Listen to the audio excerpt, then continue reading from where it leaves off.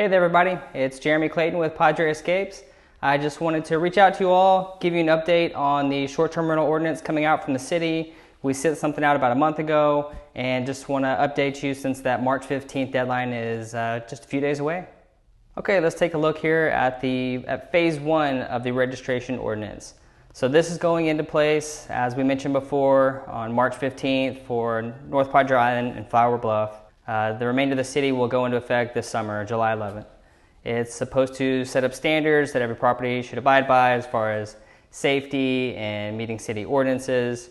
And it's really going to help the city to enforce the zoning code, which has not been very well enforced. And frankly, it's difficult for them to enforce without having a tracking system such as what they're putting in place now. So here's kind of what we're expecting to see on the application from the city. This isn't the actual application. This is something we put together just based off what we've seen other cities such as Kima and San Antonio have for their short-term rental properties to fill out. It should be very similar. Those two cities use the same company that the city of Corpus Christi is using. So we do expect something pretty similar to this. But again, this won't be exactly it. This is just something we put together.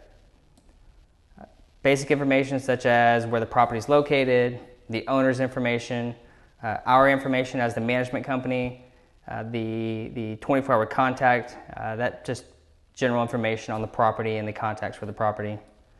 Next, we expect to have to enter the hotel tax account number, which is information that we already have because we are paying the hotel occupancy tax to the state as well as the city. And that's information that we'll already have, we'll put in here. And just one step that we'll have ahead of most everybody else who isn't currently taking care of that part of things.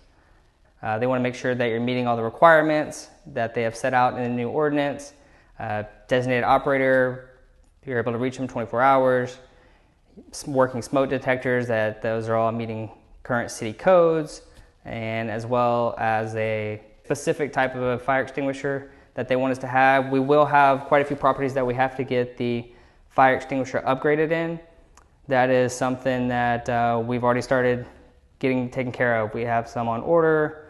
Some of you already have it, but a lot of them will need this recommended one here, so we're going to get that taken care of as well. We have to post specific information on the property, such as the 24-hour contact, parking information, max occupancy, short-term rental, permit number, notice of violations, and the citations. That all has to be posted in the property. Every sleeping area has to have at least one operable emergency escape. So this is probably the thing I've gotten the most questions on. And from our conversations with the city, basically that operable emergency escape is another word for a window. If you can open the window to where somebody can escape, that's going to be your operable emergency escape. So no additional ladders or anything along those lines will have to be purchased. There'll also have to be a floor plan that has a layout of where the exits of the property are. That's something else that we'll be putting together and putting in your property. So again, that's nothing that you'll have to worry about. So as far as getting everyone registered, that is something that Padre Escapes is going to take care of for you. The registration will start on 3/14. The website will go live at 6 p.m. This is the website here, the cctexas.com/str. I think they've done a good job with it, frankly. I like the setup.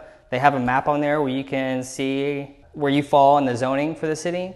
So it's good to have that on there. They'll be sending out communication to different property managers and real estate companies on the island, sharing it with the Island Moon, sending out press releases, Facebook announcements, just trying to get all the information out there. So the enforcement of this will begin for single-family homes, those operating illegally in single-family homes. This will begin immediately. There will be a 30-day grace period for property owners to get registered. So that's a 30-day grace period for us, for any self-managed or any other management companies to get it up and running. But rather than wait that 30 days out, we're going to try to get it done sooner rather than later. Here, phase two. This is where the city has put together an advisory group to actually get input from the city, from different property owners, from those in favor of short-term rentals to those against short-term rentals. This group is going to make recommendations or hear questions from the city and get the city will then take their thoughts on the subjects and use that information to put together the second phase of this ordinance, which will be geared more around the zoning and where short-term rentals will be allowed in single-family areas. it'll be interesting to see what actually comes of this, and you're never going to make everybody happy on this subject.